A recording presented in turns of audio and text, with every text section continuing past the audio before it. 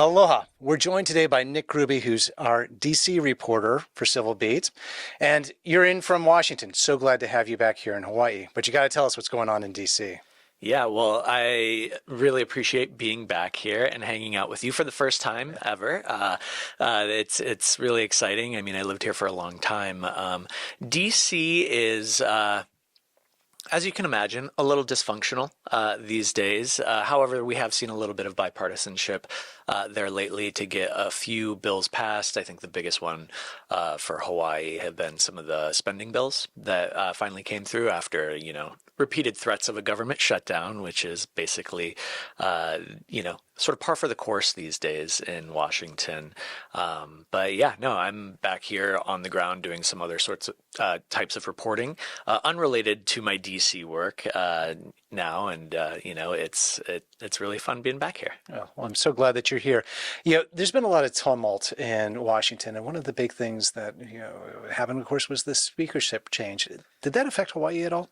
I think it has. It was really interesting when Kevin McCarthy first tried to become speaker. I mean, it took, I think, 15 separate votes, and I was there, and I was hanging out with Congresswoman Jill Takuda, and she was basically waiting to be sworn in because she won the election 2 years ago. To go to Congress in the first place. And, at first it was funny. After a while, you could tell that some of the members, especially the freshman lawmakers, were a little bit exasperated. That said, Kevin McCarthy, he actually came out to Hawaii after the Maui wildfires. He had a connection to the islands. He wanted to make it a priority for the House in particular, which Republicans controlled. I think that was actually a really interesting dynamic for a number of reasons. He originally wanted to provide better oversight of what actually happened on the ground after Maui, which I think is something that we're all interested in seeing, oversight and accountability. But then, having him come here, see what happened on that island after the fires, it was also critical, I think, in terms of the prospects of getting funding for Maui. But then, of course, as we know, he's no longer speaker. He's no longer in Congress. Mm-hmm. And now we have somebody who is, I think, from the perspective of Hawaii, an unknown quantity in Speaker Johnson. And so from where I sit, I wonder how that's going to influence all sorts of future decisions as it relates to Maui in particular, but also Hawaii in general, because I just do not know what his connections are to this place. Right.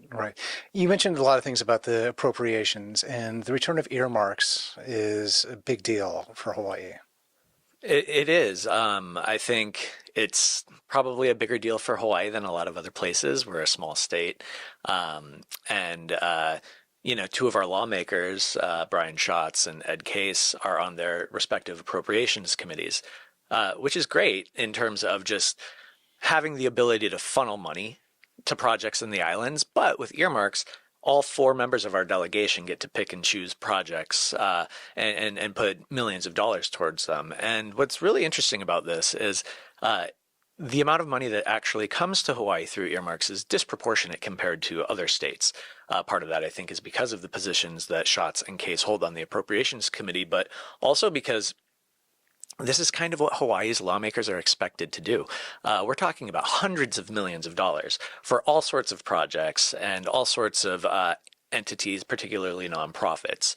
Polynesian Voyaging Society, for example, Bishop Museum, I think, gets some money. I think there's even maybe about $1 million for an adult daycare center on Lanai. So lots of money coming here, and all because of earmarks. Right. And that's one of the things that, as we look at, Hawaii, used to be, one of these places, and now that our leaders are starting to move up in their respective ranks, that's really been a big benefit to the state. Yeah, that's right. I mean, I think, we see Brian Schatz, the senior senator, is really positioning himself for the long term in Washington. And in fact, he's already part of Democratic leadership currently. And I wouldn't be surprised over the next several years to see him continue to try to move up the ranks there and become even more of a prominent voice in national politics. But that can also help us back here in terms of bringing home the bacon. Right, right. Well, I don't know if you brought any bacon back with you from from DC, but it's so glad to have you here, joining us and telling us what's going on in DC. Thank you Hey, so much, Nick. yeah, thank you. I appreciate it.